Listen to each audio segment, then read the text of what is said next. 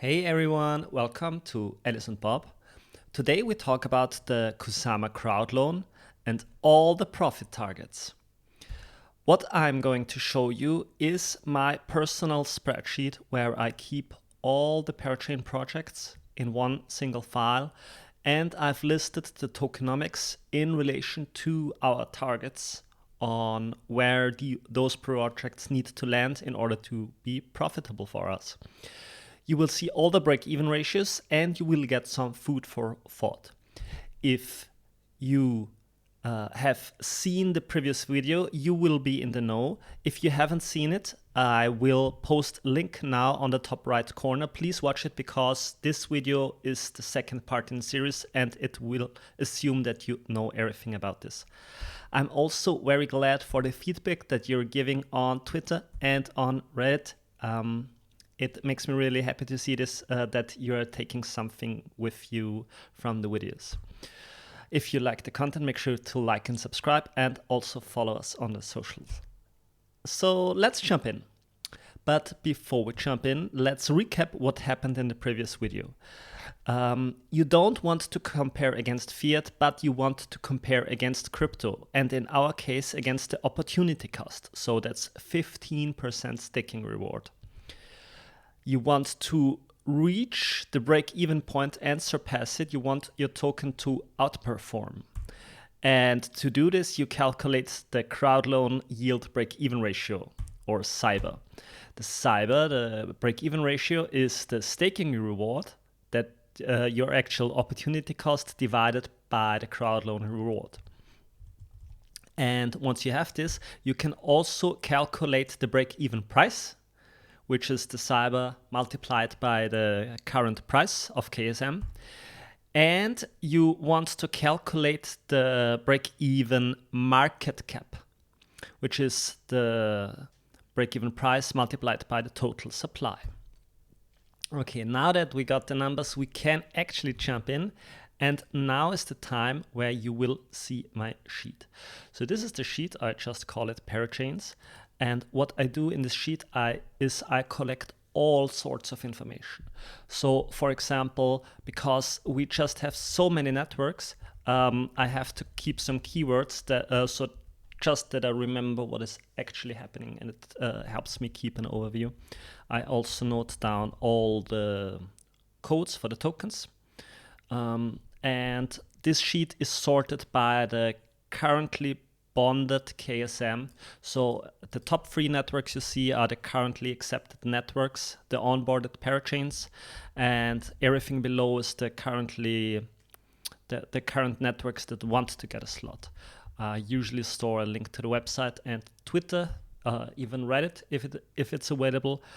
And what I have to say is there could be wrong information here or incomplete information, so please make sure to do your own research and also let me know if you see a mistake being made.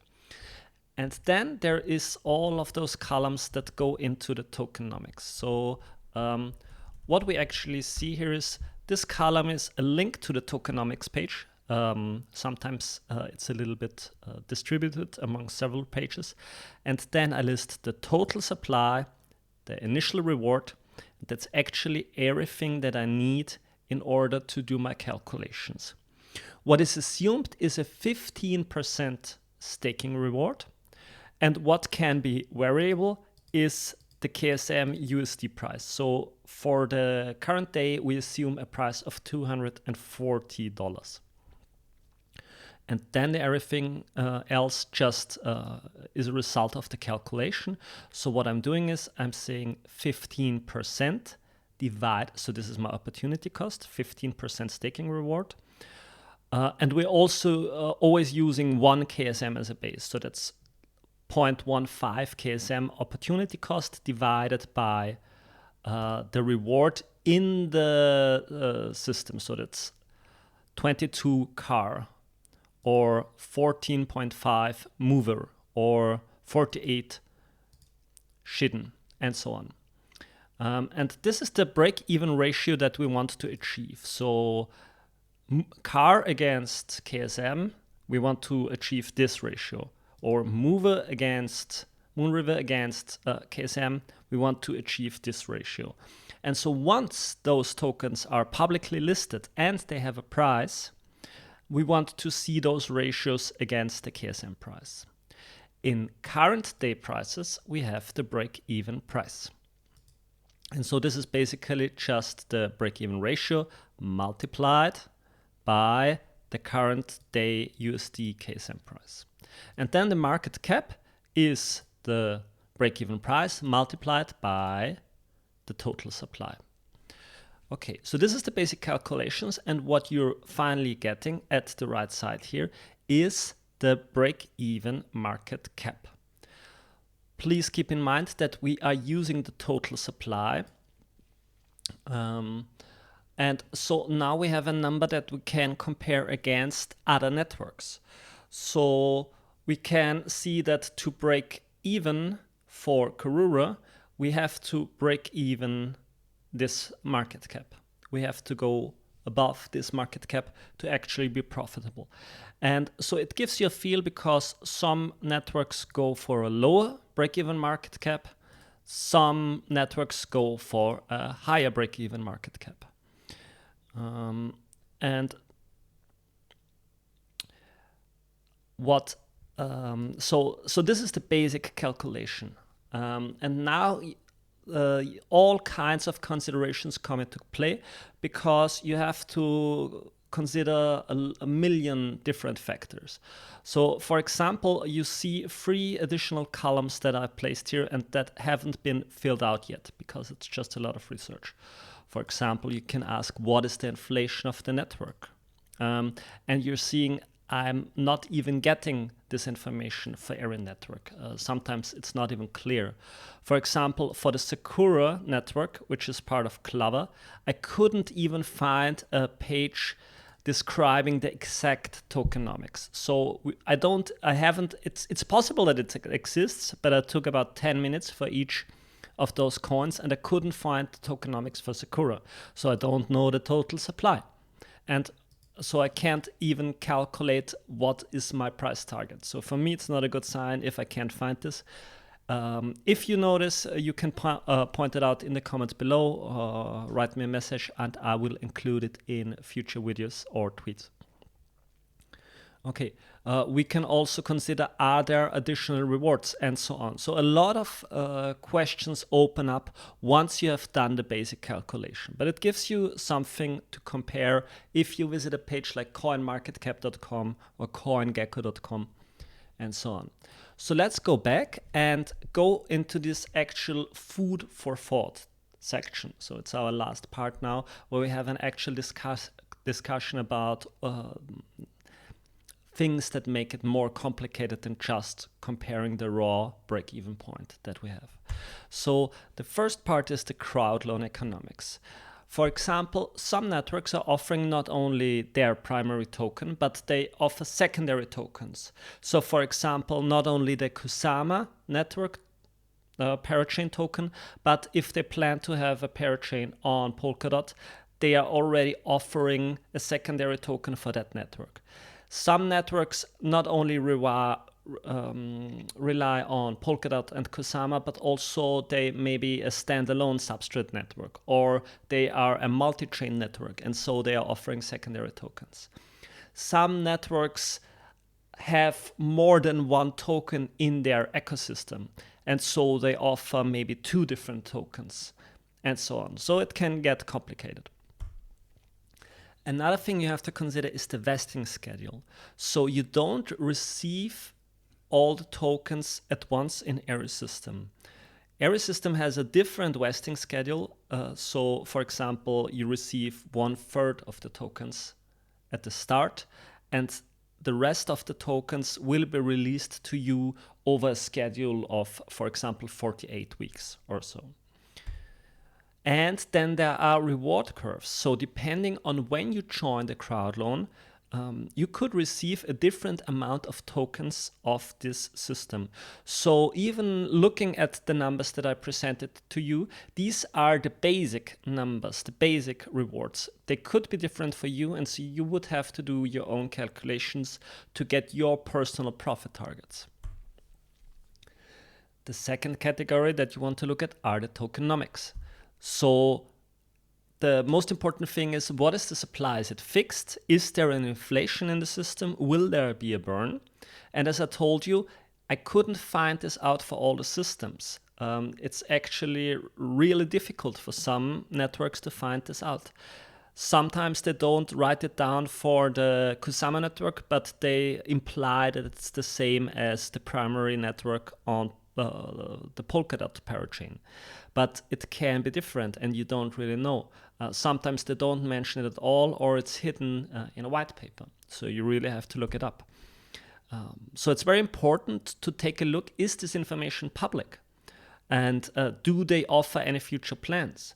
Sometimes it's just written that they say there is an initial supply of a certain million amount of token.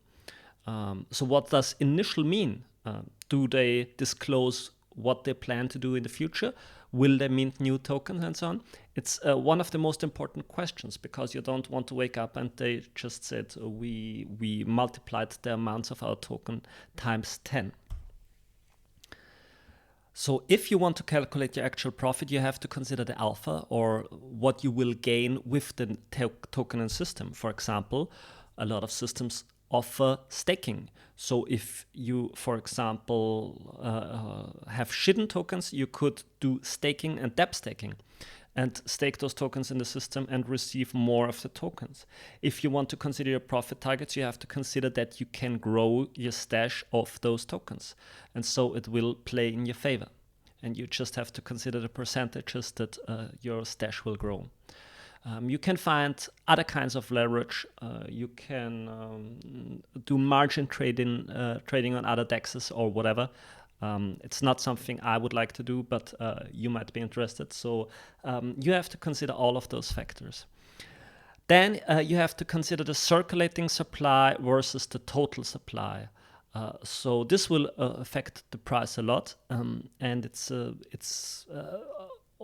you just have to take a look at all the pie charts that they are making public on how they want to spend their tokens. So how many tokens are reserved for the founders, how many tokens are reserved for the community, and in what parts will they be made available, and so on. It's very important to consider this if you want to get an exact grasp on how the price could develop. And then the last factor is governance. So depending on who actually has the tokens in the system will decide who will govern the system. It's nice to have a governance feature in the system, but it won't do much if 70% of the tokens will remain with the founders, or the founders can just create new tokens to make sure that they stay in control. Or will control actually be handed over to the community? And what does this mean? Who are the actual whales?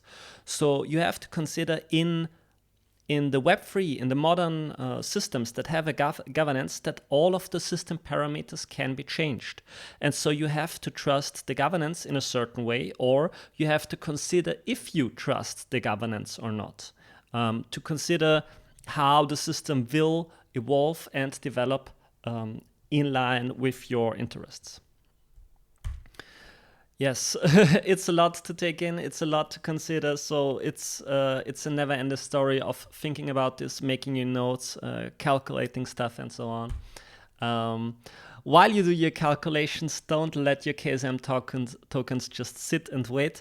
Make sure that you're earning interest on your KSM. You can stake with us. You find all the details in the description below.